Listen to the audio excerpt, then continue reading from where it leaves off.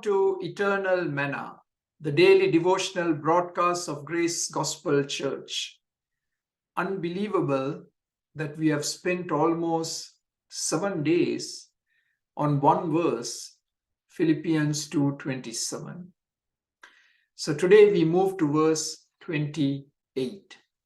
And 28 reads, "Therefore, I am all the more eager to send him, so that when you see him again, you may be glad and I may have less anxiety."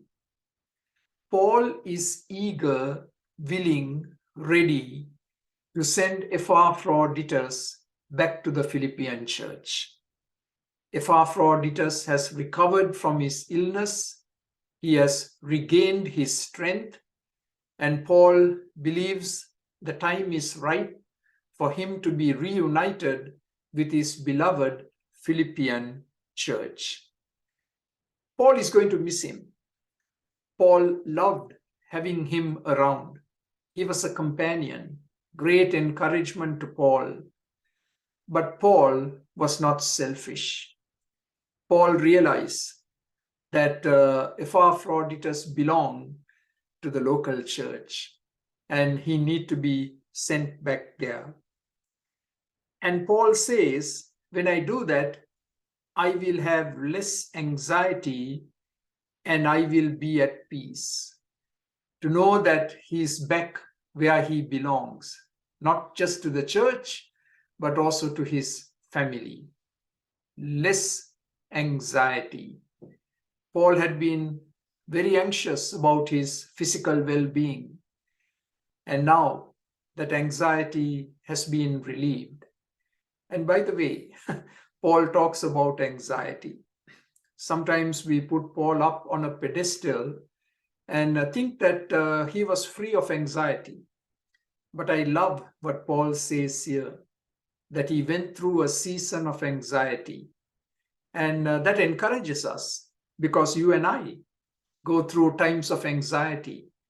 And when we come to chapter 4, we are going to discover the secret of what we do when we go through anxious times. Paul was going to send Epaphroditus. That's a very, very popular, strong word in John's Gospel as well as in the Philippian letter. Send. And that word send means that Epaphroditus was going back with apostolic authority. Paul exercised his apostolic authority in sending Epaphroditus back.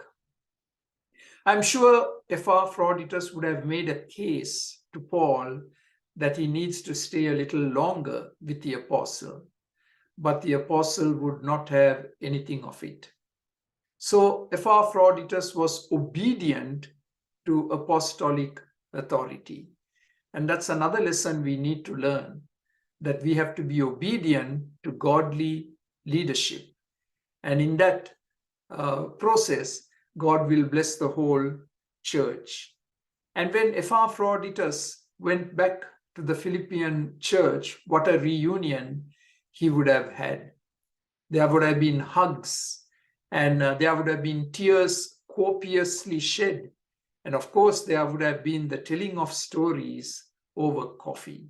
You can just let your imagination run riot as to what a reunion that would have been. But we see how unselfish Paul was in sending Epaphroditus back. And it also says that Paul longed to make others happy. You will be glad when you see Epaphroditus. So here's another wonderful lesson for us. As you and I go through life, do we make others glad or do we make others sad? Good question. Do I make others glad or do I make others sad? That all depends on how I treat people and how I minister to people, the words I speak, what I do to them, just to bring a smile on the face of a person and not to make anyone sad. And may God give all of us the grace this day and always to make others glad and not sad. Amen. For more videos like this, please subscribe to our YouTube channel, Grace Gospel English Church Toronto. Thank you.